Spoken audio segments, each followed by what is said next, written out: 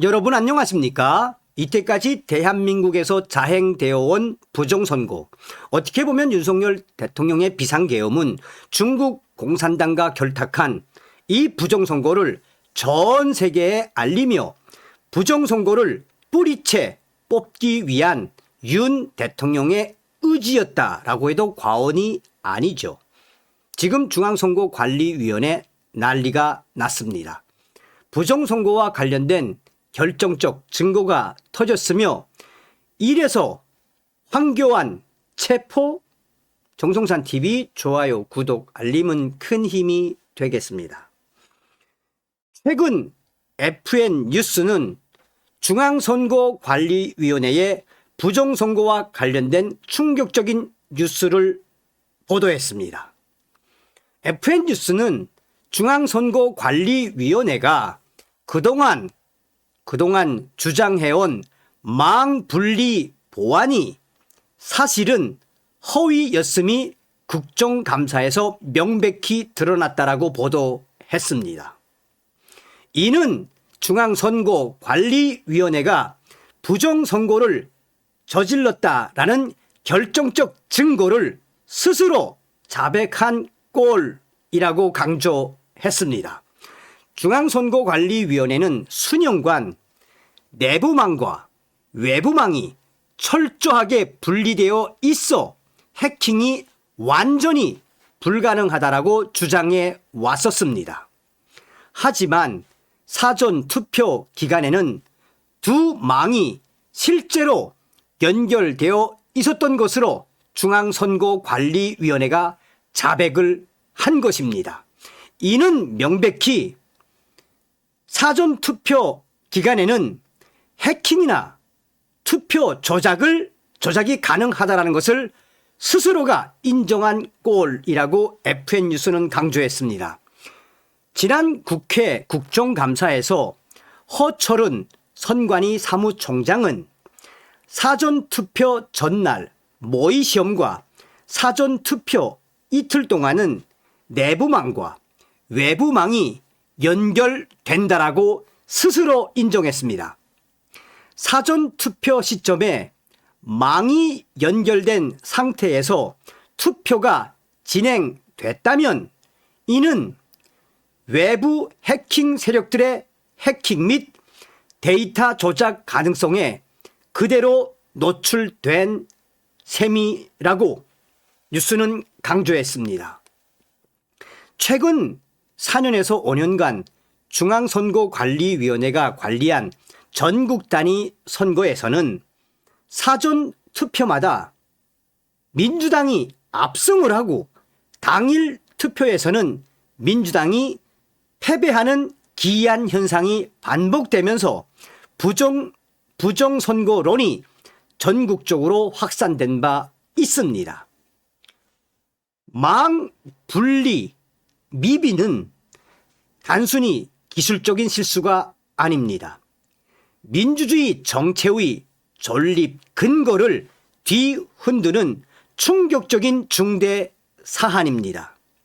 중앙선거관리위원회의 이러한 허위, 부정선거의 그 근간을 스스로 자백한 작금의 이 현실 앞에 마침내 부정선거와 관련된 선관위의 책임 규명의 시간이 착착 다가오고 있습니다. 지난 2023년 10월 국정원이 실시한 선관위 보안 점검에서도 망분리 미비가 핵심 문제로 지적이 됐었습니다. 이와 관련해 백종욱 전 국가정보원 제3차장은 지난 2월 윤석열 전 대통령 탄핵심판 변론 기일에 출석해 국정원의 선관위 보안 점검과 관련해 해킹이 가능하다라는 취지의 충격적인 증언을 한 바 있습니다. 백 전 3차장은 공개 변론을 통해 보안 점검 결과 중앙선거관리위원회의 인터넷망과 업무망, 선거망 사이 접점이 있는 충격적인 취약점이 발견됐다라고 밝혔습니다. 각 망들이 엄격히 분리돼 있어야 해커들에 의한 외부 침투가 불가능한데 중앙선거관리위원회는 망 사이 접점이 있어 외부에서 마음만 먹으면 인터넷을 통해 선거망의 침투가 가능했다는 취지의 충격적인 증언이었습니다. 선거망은 국민이 투표할 때 선관위가 이용하는 인터넷망으로 4,400만 유권자의 정보가 관리되는 것입니다. 결국 국가의 심장이 뚫린 것입니다. 당시 IT 전문가들에게는 이 증언이 청천벽력처럼 들렸습니다. 서울신문이 당시 증개한 헌재 제7차 변론 유튜브 영상에 달린 반응은 그야말로 심각하며 충격적입니다. 당시의 네티즌들은 선관위 망 분리가 제대로 안 돼 있는 것부터 잘못된 거 100% 맞음. 군대에서 내부망에 USB 잘못 꽂으면 바로 경고 날아오고 보안상 책임을 묻는데 선관위 망 분리조차 와 진짜 말이 안 나오는 상황임. 이건 진짜 심각한 거임. 이거는 스스로 중앙선거관리위원회가 부정선거를 했다라고 스스로 자백한 꼴이다. 끝났다. 부정선거 맞다.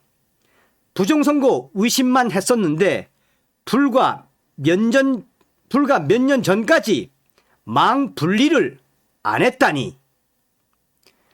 수백만 IT인들이요. 1분만 들어도 부정선거 확실 중앙선관위 개판이다.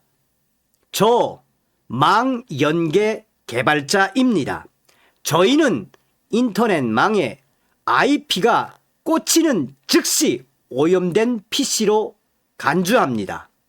망연계는 IP 고속 케이블을 사용합니다. 이는 중앙선거관리위원회가 스스로 부정선거를 했다라고 자백한 꼴입니다. 등의 충격적인 댓글들이 지금도 계속 올라오고 있습니다.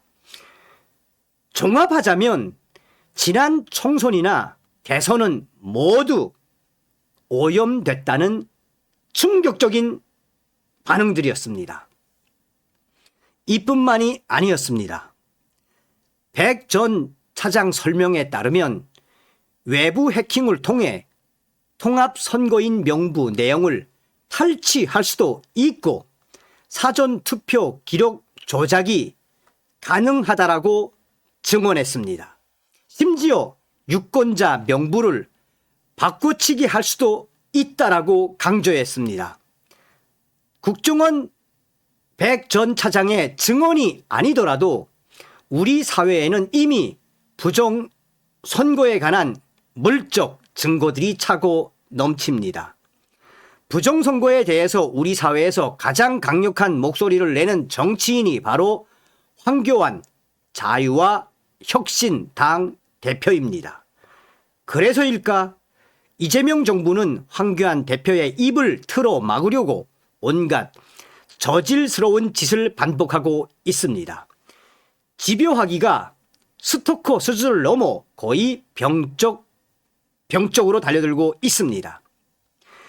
비상계엄 관련 내란 외환 의혹을 수사하는 조은석 내란 특검팀이 지난 10월 27일 황교안 대표 자택에 대한 압수수색에 나선 것도 그 일환일 것입니다. 이날 특검 관계자는 경찰에 내란 선전선동 혐의로 고발돼 이첩된 것이라며 구체적인 혐의는 확인하기 어렵다고 했습니다. 이 나라의 검찰은 한쪽 정치범들에 대해 툭하면 증거 불충분이라 수사를 못한다고 발뺌을 합니다. 황교안 대표에 대해서도 구체적 혐의는 확인하기 어렵습니다.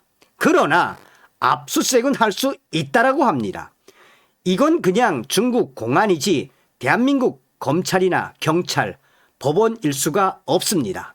반미 민간 단체의 고발장 하나만 있으면 곧바로 압수수색 할 수 있는 것이 바로 대한민국입니다. 그런 수사기관들이 왜 부정선거 고발장에 대해서는 꿀 먹은 벙어리일까요?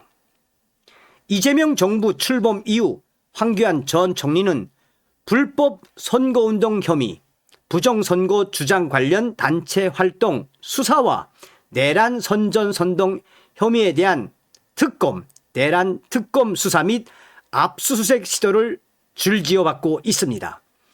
이재명 현 정부는 부정선거 부패 방지대, 부방대를 민주적 선거 질서를 훼손하는 단체로 간주하며 이들의 불법 행위에 대해 법과 원칙에 따라 엄정하게 대응하고 수사하겠다고 나섰습니다. 그러나 지난 대선과 국회의원 선거의 부정선거 가능성을 들여다보자는 상당수 국민들의 요구는 철저히 무시하거나 거부합니다. 도대체 누가 민주적 선거 질서를 훼손하고 있는 당사자인지 알 수가 없습니다. 부정선거가 아니라면 굳이 부정선거론에 대해 예민한 반응을 보일 필요가 없습니다. 하지만 저들은 유난히 예민한 반응을 보일 뿐만 아니라 부정선거론자들을 침묵시키기 위해 이 세상은 물론 전생의 힘까지 짜내고 있습니다. 그래서 황교안 대표를 체포했을까요? 어떤 생각이 드십니까? 다음 시간에 뵙겠습니다. 멸공. 감사합니다.